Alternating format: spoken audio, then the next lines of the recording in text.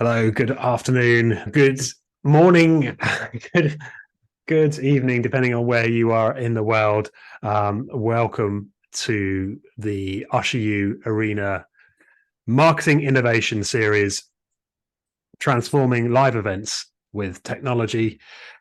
Make yourself comfortable, and we'll get started in a minute. And yeah, really looking forward to this discussion we're going to be having today about new technologies, innovation, and the live event experience. So yeah, I can see people coming in now. Please do say hi on the chat and just introduce yourself, say where you're dialing in from, and I just make sure everyone is there. You go. Just change the settings there so everyone can access the chat. Yeah, do say hi in the chat. If you want to ask a question of the panel today, you can do that in the chat or in the Q&A section as well. So yeah, great to see so many of you here this afternoon. So my name is Alex Stoltz. I'm head of film here at Usher You, but we're not talking about film today. We're talking about Usher You's other main focus of our business, which is connecting audiences with the entertainment they love in live venues.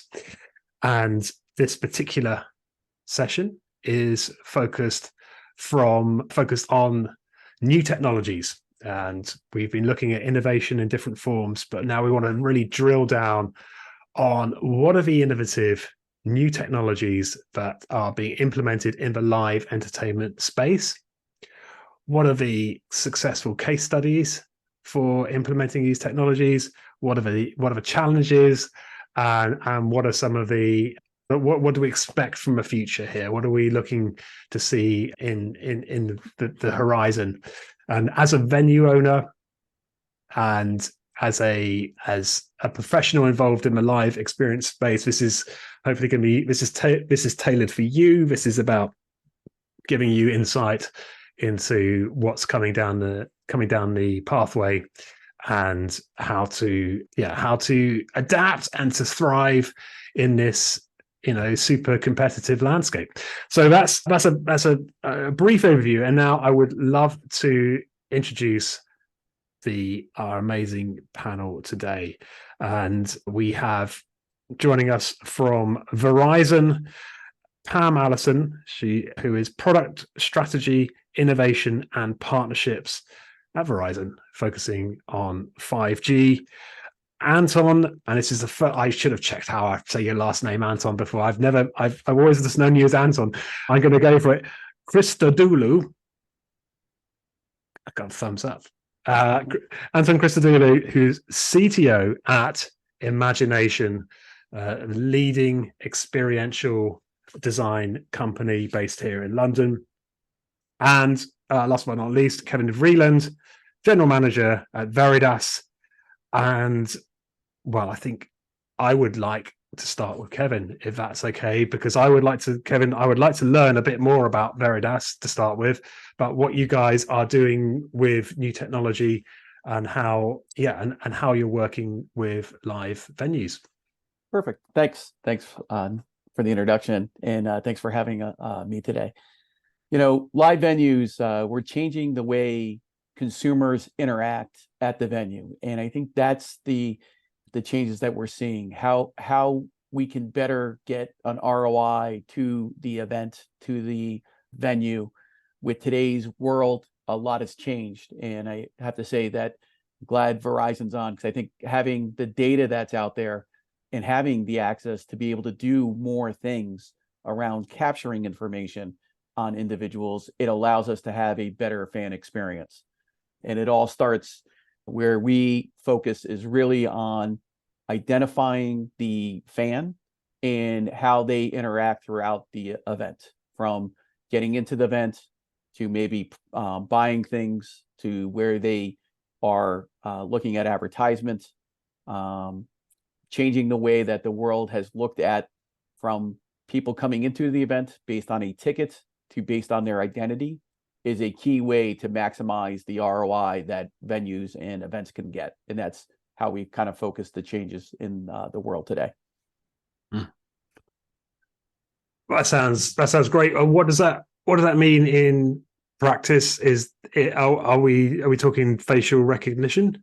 Yeah, so mostly in Europe, in some Latin and in LATAM, there are some people in the US that are breaking into the market as we speak.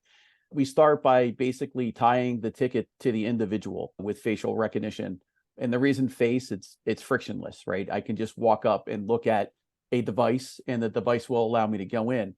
And with that capability, you're able to do some other things. So like if you want to do age restriction when you purchase a beer, we're able to start to link everything together to knock down the requirement of checking everybody's ID with longer lines.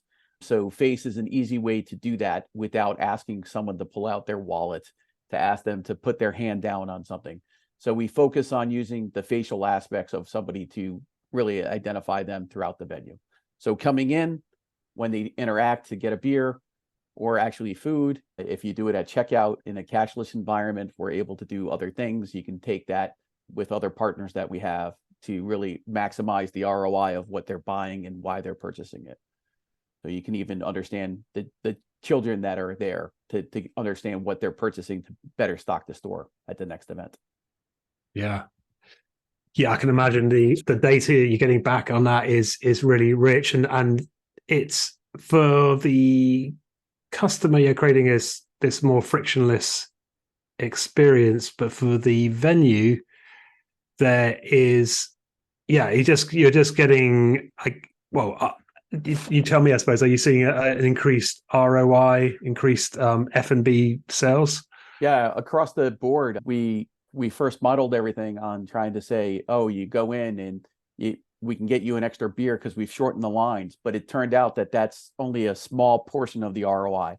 It turned out that it really comes down to that fan interaction, buying an extra, like if you get into a stadium quicker, you may actually eat there. If you can, in like a minor league stadium where you want fans to come in and out of the stadium, we can do entry and exit and have the person leave, come back into an event to get more things.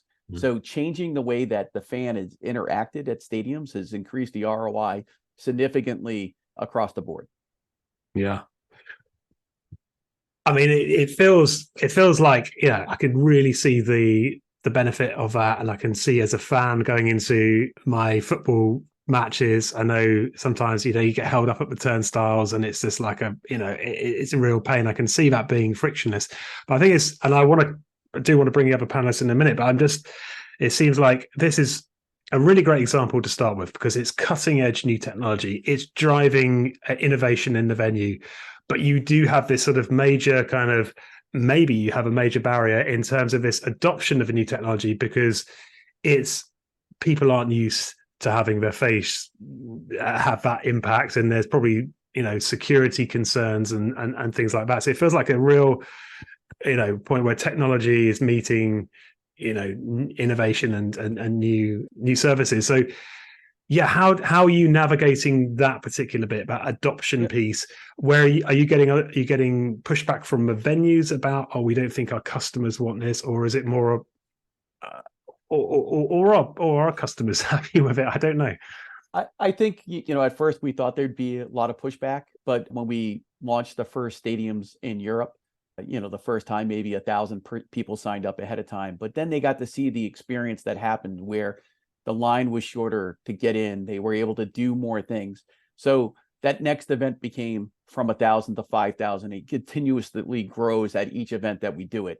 Just like adopting any technology, right? You go to a cell phone, right? The first people that have it are the cutting edge people, but over the course of time, everybody gets used to it and wants to interact. And to the fan, the advantage is a lot less time, effort, and like if you're a season ticket holder, you forgot your wallet, you forgot your phone. How do you get in? Just simply look at the camera and walk in, and it makes them so much more happy long term that they were able to get in without a lot of pain and effort. So it takes adoption over time a little bit. Yeah, change in behavior, and you're working with La Liga, is that right? Yes, that's our largest customer today. So we've rolled it out well over there. In other locations, people are taking it. We have some really amazing organizations that are looking to do it in not just sports, but into music venues, right?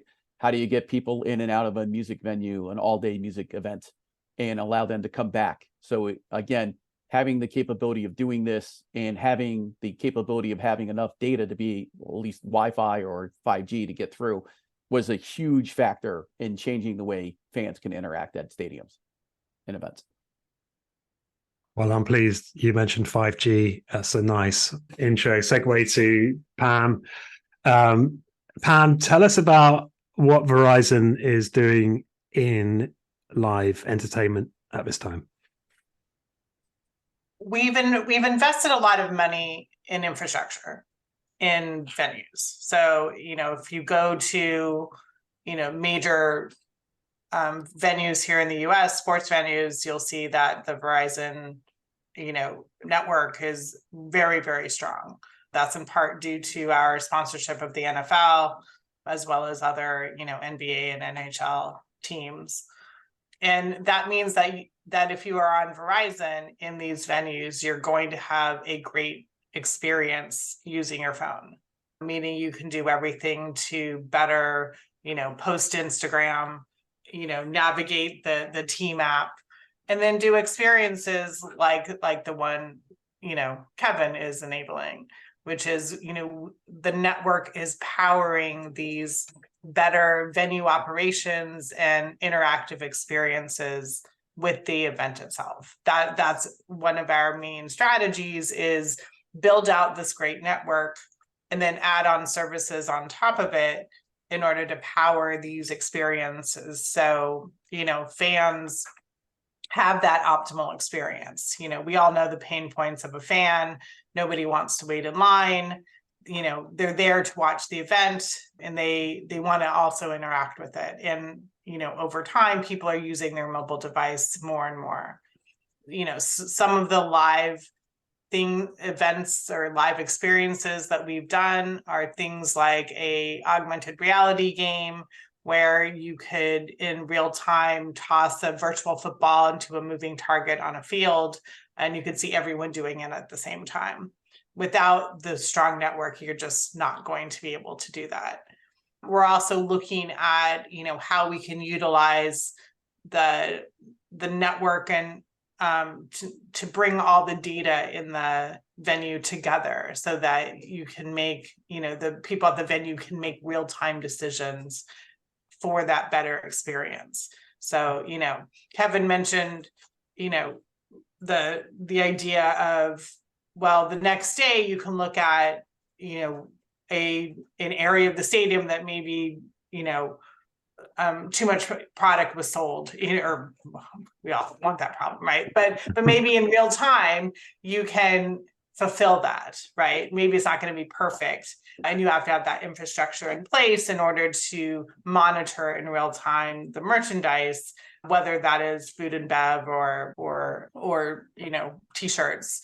But if you can do that in real time or close to real time versus the next day, you can ensure that your fans have that great experience. Another, we're kind of in the stage where, we do have managed products. We have partnerships with the frictionless store and frictionless store technology and ID technology and, crowd vision as well. But, we want to connect those things. We want to broaden that to other brands and just, power this experience for fans. From a fan perspective, we did a POC with the NHL where we did live puck tracking. So you could, while watching the game, hold up your phone and actually see the speed of the puck in real time. So there was no delay, and that low latency is what's, makes those experiences possible. Yeah. Are you seeing these kind of, I'm just curious, are there particular sports where you're seeing more fan interaction with this kind of thing? Baseball feels like in baseball, nothing much happens for a long time. Sorry to all the baseball fans out there, but maybe that's a good use case for I these think we're kind of still things? trying to figure out how fans want to interact with the event itself. I don't think that there's a scenario where someone is going to hold up their phone for the entire course of an event, for something to happen. It needs to be special moments. What we're finding in our research and even talking, we've done a lot of talking to venue stakeholders. These opportunities are really at those in-between moments. So whether it is downtime within, breaks in the action, right? So whether it's a timeout or in between periods, if it's an NHL game, that's where the opportunity is. It's also, people are there to watch the event, right? They're not there necessarily to wait in line at concessions. They're not there to wait in line to buy a t-shirt. So if we can improve those experiences and get them to the event itself, that just makes a better experience for the fan. It makes, they're much happier and they're probably going to spend more. And, as Kevin said, if you can make that, shopping experience more seamless with a lot less lines and your whole transaction is quicker, you're probably going to go back, and you might come earlier in order to experience and have that just kind of overall better experience. Yeah. Just on a pragmatic point, this is where you're installing bespoke 5G terminals? We call it ultra wideband. We call it ultra wideband. Yeah. Okay. That's a super high millimeter wave. Okay. 5G. Yeah. So we have that in close to 100 venues in the U.S. And it's continuing to expand. We also have private 5G, which we've actually deployed in Europe. So there's been a few NFL games in Europe, in England and in Germany this season, and we've brought private 5G, and so we can enable things like coach communications. So it is powering a better experience for those running the event itself. Obviously, Verizon is not in Europe. We're a US-based company, but we can power private network in other places. And then that it can help just improve operations, so that all of the systems are running on this fast network that nobody else is on. And that can help with things like coach communications in the case of what we're doing with the NFL, but also things like video. We're actually spending a lot of time on low latency video and ultra low latency video and trying to power, how we can deliver that video in near real time to create great fan experiences. So imagine, you're at a concert, but you're not in the front row and you want to be able to see what's going on, you could still do that. But if there's any sort of delay, it's really disconcerting and isn't a great experience. So if you can make that very close to live, there's a lot of value to that. And there's a lot of value to venues for that because, they sometimes have trouble selling the cheap seats. So that can help raise the value and desire for those seats. So you're still in the venue, you're still getting that live excitement and energy of being in a live event and attending a live event, but you can still see your favorite artists and hear them at the same time. Yeah. And are you, just in terms of the venues you work with, is that a case of you intending to expand that, and how might other venues become part of your network there? That's a great question for our sales team. Okay. It's a sales question. That's fine. It's a sales question. Okay. Yeah. I mean, in some cases we do sponsor venues, and others it's, a sales opportunity. Yeah. So I think it varies. Yeah. Yeah. It makes sense. It makes sense. Thanks. That's fascinating. Anton, can I bring you in? Because imagination is this, globally recognized leader in crafting experiences, and not always in venues, right? But I think it's really, you continuously bringing in new technologies, looking at new ways to engage the audience. I'd love to hear about your perspective on this, about maybe some work you have done interacting with venues. You were mentioning about the Trafalgar Square event earlier. Yes, so really interesting kind of mix in terms of where we're going. I think going back to your original intro around the sort of technologies, the foundational technologies now, is we're actually at a really, really exciting time. I don't know if anyone's used the word AI yet, so I'll use it. But, there are technologies such as AI, high-speed access to networks, whatever you choose to call them. A confluence of those things means that in terms of creating really rich personalized experiences, as you said, whether they're in venues or ultimately in your home and out and about, are going to get richer and richer and more personalized. And from our point of view, what I think is really interesting about live experiences, and particularly sporting ones, is that for a long time it was about kind of getting the basics right. So being able to get the ticket, get into the venue, find your seat, watch the game, be able to buy food and beverages, and do that as kind of efficiently as possible. Mainly focused to some extent, I think, on the venue, because it was actually quite hard to focus on the individual because you knew so little about them, or actually had the technology available to be able to do anything about it. And where we are now is, as both Kevin and Pam have kind of pointed out, is that there's actually now an opportunity to make really, really rich and frictionless experiences. And I think it can't be mentioned without mentioning the privacy side. I think you may have touched on it a little bit. One of my other hats is as a co-founder and trustee of a charity called Trust 3.0, and we look very much at how you do this in a privacy-centric way. And the opportunity to be able to make this technology grow and for more people to adopt it is the ability actually you can implement, as imagination, and when we're creating experiences, using a lot of data is part of being able to create these really rich, interesting experiences. And so it's not that we don't want the data, or we want to lock those things down. It's that we can create a framework for how we can use that data in a really responsible way, but also in a way to play back to the people that might be nervous about engaging in having, using facial recognition. Even with those benefits, there will be many people that will be resistant to it.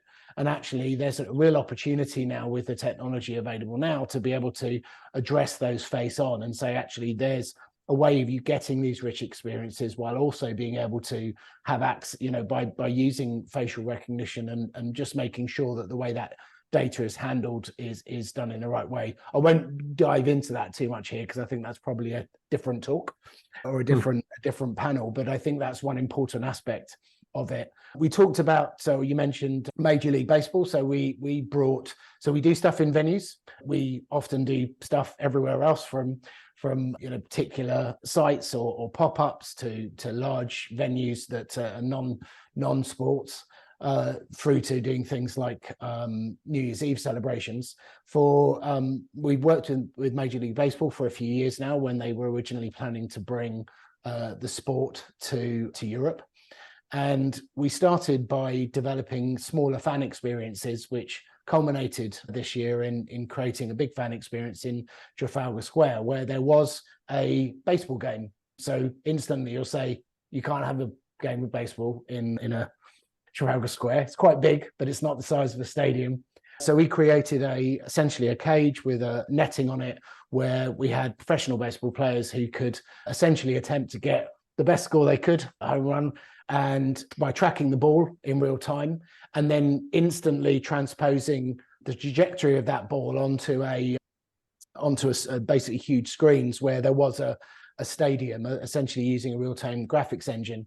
So I think in addition to things like AI and connectivity, one of the big things we're seeing in terms of creating fan experiences, both on your phone, but certainly also going back to what Pam was saying, sometimes you actually don't want people to pick up their phones. You want them to be watching the action. And so being able to transpose that using real-time gaming engines onto big screens. So we were able to give the impression of a big stadium space and actually a shorter format game as well. So that people could experience it there and then, because you're not necessarily, again, you're not sitting in a seat per se, you're walking around enjoying the game, buying merchandise, buying food and beverages. And that was one of the other things that we've focused on over the years. We built our own experience platform so that we could kind of deal with those particular moments when a fan or a visitor or a guest to an experience, to make sure that they could get the best experience possible. And so that included things like virtual queuing. So essentially, if you're going to go and have an experience, so the one I just described was the audience essentially watching baseball players, and they actually did bring in some of the audience as well, so they could have a go as well. But Anton, I just so I can picture it. Was it? Did you actually have a baseball diamond in Trafalgar Square, or was it just the batting area? How did it? So we basically took over the whole of Trafalgar Square, and then in the centre had this sort of huge kind of baseball pitching area. With a net around it, but it was big, so you didn't really see the net. Was just to stop the ball, obviously, hitting anyone. And then tracking that in real time. And then you basically had food and beverage places and merchandising all around it. So it was basically a fan experience with a sort of gamified element thrown in. So there was a commentator who's commentating on the game as it was playing and talking about the players. They had a DJ playing music.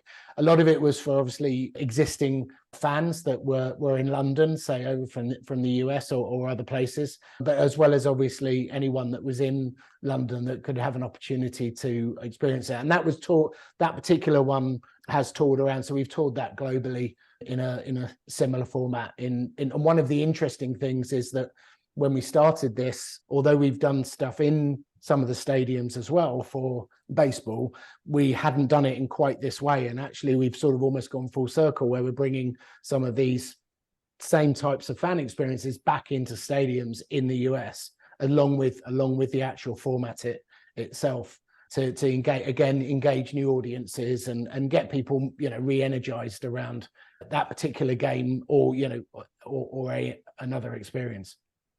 Yeah.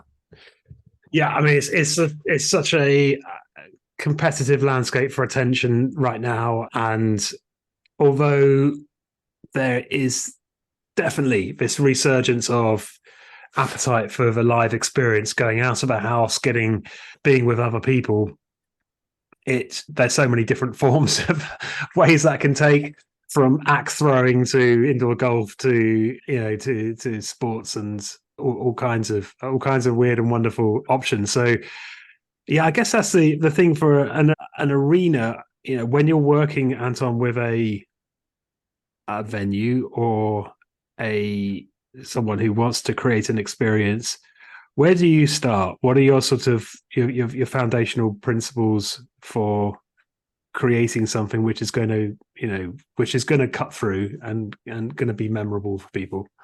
So we always start obviously with the key goals of what it is they're actually trying to achieve. So using MLB as an example, is that the initial plan was to just bring the game or the games, some official games, to initially the UK and the rest of Europe. Whereas when we started working with them to understand what it is they were actually trying to do, it was more about building up a fan base that understood baseball, got passionate about baseball, both a newer audience, both in terms of demographics, but and the fact that there was different cultural aspects. There wasn't the same legacy of the game in Europe. So we very much took it. It's very much a strategic approach about what you're trying to do. I think one of the interesting bits from your question is we're not also always looking at this as being a physical experience. We tend to look at experience as a sort of a blend of physical, digital, and virtual. So it could be a purely physical experience, It could, and actually almost certainly will have some digital elements to it, whether you choose to acknowledge those or not, because everyone brings a mobile phone to an experience, whether you ask them to or not, as well as a virtual experience. And how do you blend those different things? So the example earlier of kind of having a physical baseball kind of bat with a virtual stadium that was actually still presented in a physical space, but you can start to think about how you can blend those things, whether you're using your mobile as the way Pam described it and overlaying things into a physical environment, to actually joining live experience in a completely remote way through some sort of virtual world or other form of digital engagement. And so, yeah, we always look at what is it we're trying to achieve, and then kind of how do you best achieve that based on the audience that you either aware of or that you're trying to target this at, and always trying to make it as smooth and as seamless as possible. I think that's a really good point, actually, is that the experience for the fan starts as soon as they buy their ticket, right? It's long before they potentially even step foot in the venue, and it continues potentially, quite a way after that. And yeah, does anyone here on the panel have any thoughts about that experience? That extending the experience before and after the event, and how, and recommendations or examples of how venues can improve that experience for audiences in that way, or customers? Yeah, I think the important thing to look at as technology and the connectivity of the world increases, you can get fans that have never interacted at an event, right? But they could be your number one fan.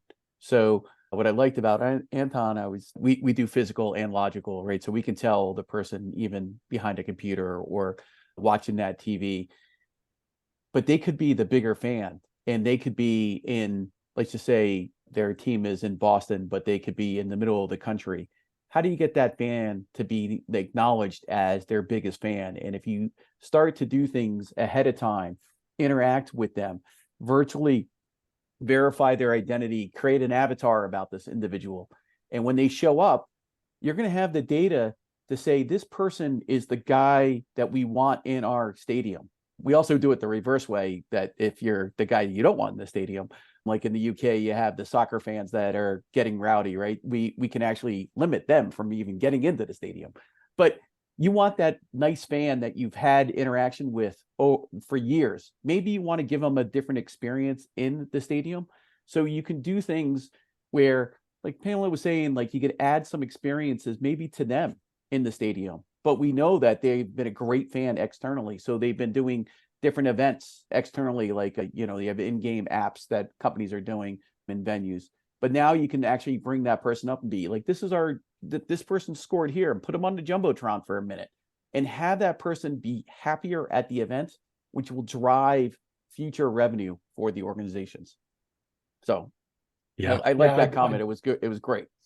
I totally agree. I think if I could use, I always like to use a car analogy. When you looked at the most cars up until the Tesla, everything in the car did its job, but it kind of did it separately. And so your home, your ICE, I think is that your entertainment system was different from your driving system to your navigation to your lights. And the Tesla, as an example, I mean, most vehicles are doing it now, integrated all of that. And as soon as you integrate all of these things, you get a lot more value. And it's the same with your audience. If you connect all of those different ways that they're interacting with you, from, as you said, it's the moment they're buying the ticket, it's actually kind of the moment they start engaging in any way. And then you're able to use that information to be able to enrich that experience and personalize it for them. And in simple ways, as you said, it could be making it easier for them to get into the venue, or to get their favorite drink, or to find the best seats, especially if maybe they've not visited the physical one before. So I think it's the underlying thing, which is also enabled by a lot of these new technologies, is being aware of the end-to-end customer journey, and not just at certain points, but knowing about them throughout that journey. And then being able to, you could just call it loyalty. And obviously there are examples in maybe, FMCG and things like that around kind of loyalty schemes. But I think it goes beyond that. It's not necessarily about collecting points or getting prizes. It's about being able to just understand more about each, person, and being able to deliver an experience for them that makes that experience better. And it may be, again, when you think about technology, it's sometimes as much about the invisible technology as it is about the visible. So somebody that maybe is not great with technology, doesn't have a great mobile phone or isn't, but actually, going back to what Kevin was saying with using facial recognition and stuff like that, you could create a really rich, personalized experience without them ever having to, type anything in. And so I think, it's just understand the end-to-end customer journey, whether it's a fan experience or any type of experience, is going to be kind of the future of how we engage at almost every point in our lives. Yeah, the other thing I'll add is, I know we're focused on venues, but there's, as we all know, most fans don't actually ever go to an in-venue game, right? So engaging with them and even bringing them into the action at the event itself. We saw that obviously a lot during COVID, where they would do those, I think WWE did one of the best, where they, brought everyone in on a video board, all the fans, so they could still interact with the action. I think there's a lot of opportunity to connect people who are not in the venue with kind of what's actually happening in the venue. And then for the fans in the venue, you can actually start to bring them into the action and bring them even into the production. There's some great experiences where, fans can get up on the Jumbotron. So, that's always extremely popular at a lot of venues. And it's kind of easy to do, and it's easy for fans to do. But also you could, have fans contribute live video to whether it's the Jumbotron, social, or even broadcast by using, their mobile phone. They can record video and show something from an angle that maybe the broadcast camera doesn't have, or maybe there's an area of the stadium where, they would never bring a camera in, but there's an opportunity to include that and engage with that fan.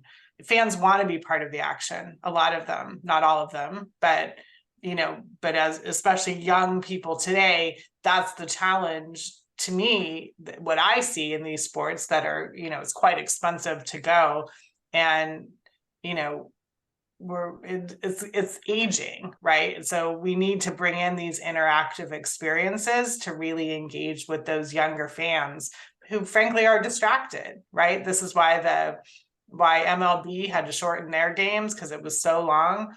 As fun as it is and as exciting it is to be at a game, it's 3.5 hours is a lot longer even than an NFL game. So having those, engaged, those moments where they are engaged and, interacting with various things is what will bring those younger fans and create loyal fans to those teams. And just, I guess one bit on that is there's sometimes a tendency to try and think of how do we, and obviously during the pandemic we had no choice, but it was how do you kind of recreate a live experience virtually, and there's there's obviously a lot of benefits to being able to do that in different ways, but sometimes it's not about replicating the experience, because sometimes the visceral being there experience is the best version of it, but that doesn't mean you can't create a different version which, as Pam said, brings people in to that experience, makes them feel like they are actually physically there, that they can do things that have an impact at the stadium, that maybe they can appear on the Jumbotron even though they're actually not even physically there. And again, it's thinking about that constant blend of physical and digital, and just kind of how does a fan want to engage?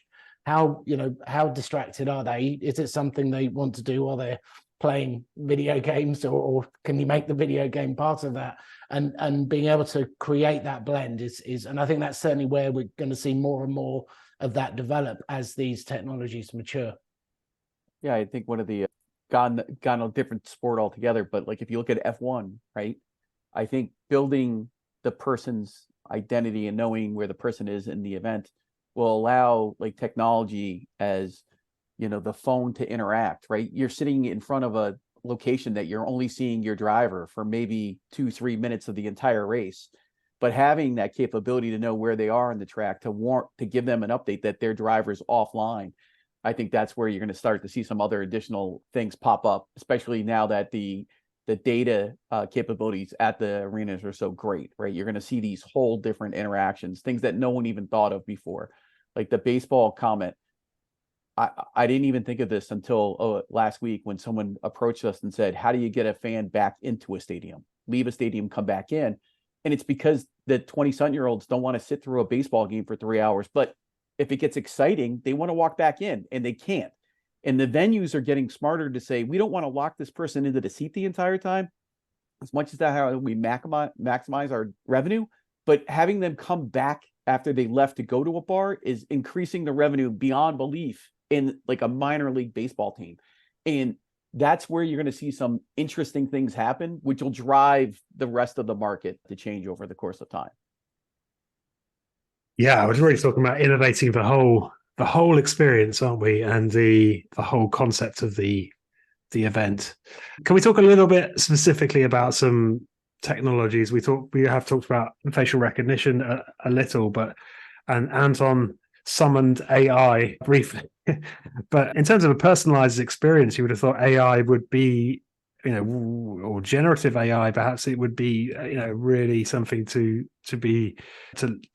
think about. But then AR would also seem to have augmented reality would also seem loads of benefits of being in a live experience and having layers in front, digital layers in front of that experience. And I guess if we were here a year ago, we would be getting very excited about Web3 and NFTs, and I don't know if we still are. But if anyone had any particular thoughts, things where, on any of those technologies, or where people see the most kind of traction or possibilities coming from at this time. I think NFTs very quickly. We did something with NFTs last year for the World Cup, but rather than focusing on the value of them, commercial value, we focused much on a way of. This was a fan experience at the World Cup where you played football on a big LED screen and had your movements tracked, and then we created actually a generative AI artwork, which then got issued to you as an NFT. That one of the reasons why an NFT element was really interesting was because that meant that you had immutable proof that you were at the World Cup at that time, as well as something very personalized that you could share. So I think NFTs and the guise that they were a while back, I think is happily over in that kind of madness. But I think in terms of what it enables, in much the same way as what crypto proved, the value of blockchain, I think will continue to be really interesting. And again, actually going back to what I touched on earlier with privacy and trust is, while decentralization particularly will fall into that, but blockchain will be a key factor in being able to do things like sovereign identity. For example, being able to use facial recognition to recognize who you are, be able to purchase something or be able to go through a gate, but actually never identifying your actual, identity. So just taking it to kind of where it can go. So you can actually achieve all of these things in a very kind of privacy focused way. I think with AI, generative AI in particular, I mean, we are using it in experiences. What I thought was quite funny is we've used it a few times now for kind of what I would call like the photo booth type experiences, where you can actually achieve some really impressive results, dressing people up as racing car drivers or as football players or as baseball players, using combinations of prompts and generative AI. You can get results now that would have been impossible without having literally, somebody employed sitting there trying to comp it all together, which is impossible if you're doing that for hundreds of thousands of fans, which is why, the results you would have got from something like that would have been much more basic in the past, like a filtered background or an AR filter or something. And so I think that the ability to go and create something that's really personalized and create it quickly on scale. I think maybe one of the key things when we talk about how these technologies are enabling fan experiences and what I used to call mass personalization is the ability to kind of treat every person as an individual, but do it at scale. And that's really what I'm seeing, that these types of technologies, and particularly the advances recently with AI, are now truly enabling. And we haven't even touched on the metaverse, have we? Which is another. That was the other one. I couldn't say can't say. Just Yeah. Yeah. But that also feels like there's still in terms of extending the space, the experience beyond the physical space into the digital space. That's sort of in a way that that is what the metaverse promised. So taking us back to our audience, our listeners today, in terms of venues looking to adopt new technologies and to enhance experience, to drive revenue, increase ROI, where would you recommend that they start? What are the considerations that they need to take into account when considering taking on a new technology? Any advice? Well, they need to make sure they have a great network. Like, they have to be able to support it, both from a 5G perspective, that's going to give better reliability and connectivity, but it's really important to make sure that whatever they have, their infrastructure can handle the new technologies. Because that's the worst thing, is that if someone comes in and has an expectation and and they can't connect, you don't want it to fail there. The other thing is, try things, go and do proofs of concept with companies to see what works and what resonates with consumers. And I think we're going to see over time, how consumers will change, their willingness to go try things. I mean, I look at, the work that Kevin has done, and I think if you talk to consumers and you say, well, are you willing to do facial recognition? The privacy issue will come up a lot. But then when they're like, oh, but it's a shorter line, then maybe I'll forget it, totally worth it. I also think that audiences are willing to do it, but they need to go experiment. I think that there's a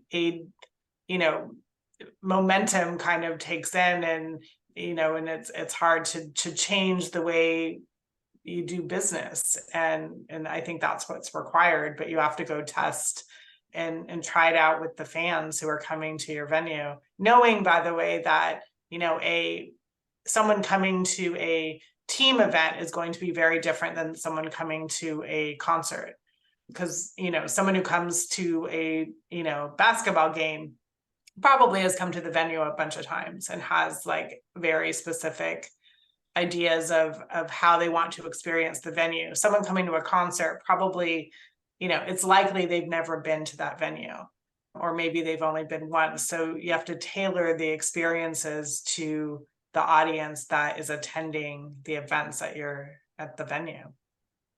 That your comment about trying things is very important, right? We've learned over the course of time, right? This is not, we've been at this for a while now, for a couple of years, especially trying to change the way people interact. And technology, there's a lot of different technologies out there, a lot of different ways of doing it. But when you go about it and you just say, I'm going to go down this path, and you didn't really test it and try it, you run into poor fan experience sometimes.